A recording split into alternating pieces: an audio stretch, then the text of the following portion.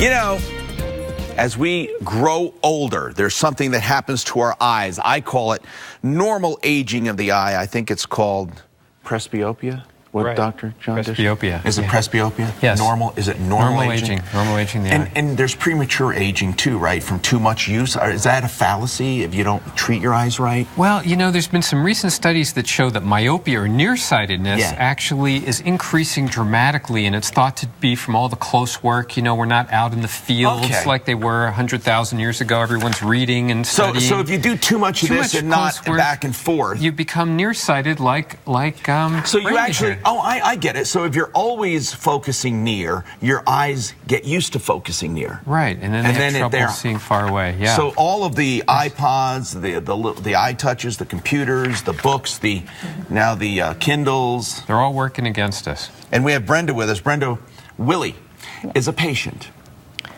Right, and Brenda is from all the way from Gering, Nebraska, found us all the way from there on her own. And why not, right? Because Dr. John Dishler, seriously world known. He has had patients from all over the world. It's not uncommon to go to his place and to his clinic and see people who have flown in just to have this done. So we're lucky to have him here. He's a pioneer in the industry, 50,000 procedures. You even had a LASIK named after you. You do a lot of FDA studies. Right. So how'd you find out about him, Brenda? Well, one of my friends came to him, and I researched him on the web and researched the products that he uses, the Zeiss. Yes. And the bladeless technology. Did you have a corresponding doctor, optometrist there that works with him, or did you just come straight? No, I just came straight to She him. came all the way here, 200 miles away, and comes for all her post-op visits to us. We do have corresponding doctors, as you say, that a lot of patients see, but a lot of the patients from far away also come directly to us and want us to provide all their care, as was the case with Brenda. Yeah. So how do you set that up for people who you know, because I know Paula had her parents come here and they stayed with Paula, but there are people watching that say, okay, what do I do if I have somebody from out of town? You actually have an arrangement even with a local hotel. Did you stay at a hotel? The Hyatt. It's a beautiful hotel. Yeah, we have a nice hotel right near the office. Special rates. And special rates. And in fact, for people watching the show that live out of state, we're offering them that we'll put them up for free for a night. Oh, really? Well, that's really cool. So we'll have that coming up. We'll have that coming up later, but you know, we're really excited that people can stay overnight like Brenda did. We wanted her to... And they shuttle back and forth? And then, yeah, we have a shuttle that brings them in. But then by the next day, how was your vision? Could you drive? It was 20/20. It was perfect. We were cool? able to drive, and it was awesome. How were your eyes before? They weren't good. I had to wear glasses and contacts all the time, so... Hold on, 2150 and 2200, which means at 20 feet... It's the big letters. All she could see was the big letters on the eye chart, the top letters. She had to go up to 20 feet, what we can see 200 feet away. Yeah, and now 2020. And now 2020. And it's been a month. Yes. Were you a little nervous? How did you find their surgical suites in the office? Can you give me your impressions? Because it's the first thing I hear from people. Well, what is it? Is it like a hospital? Is it? No, it's not like that at all. They're so friendly, and there's nothing to be nervous about because they just take you in and make you feel so comfortable and good that...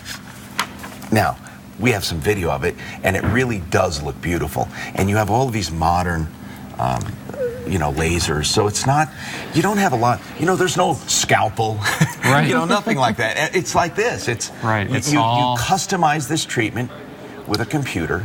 You moisten the eyes. Everything is done bladeless.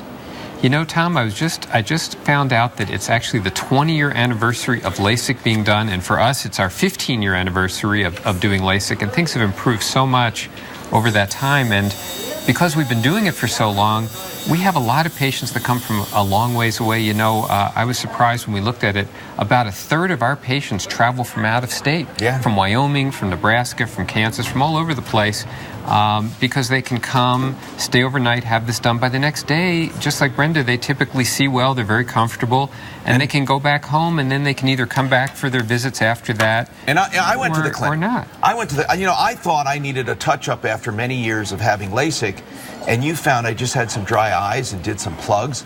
My wife consulted you. She had sugar diabetes, didn't even know it. So, you see, you do a comprehensive exam. You are a doctor, an MD, a surgeon. And, you know, you will be the first to tell people if you don't need it. If they don't need it, we don't want to.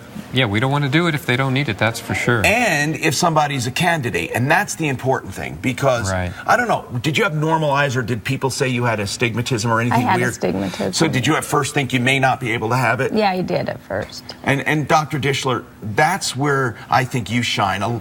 We've talked on this show alone about 5 or 6 people who were told they couldn't have it done. Right, right. That's the flip side. A lot of people that were told they couldn't have it done or given, and we've been able, with modern technology, diagnostic, and with these all laser methods and the Zeiss laser that she had, able to help people that previously were not thought to be candidates, or other centers were not able to help.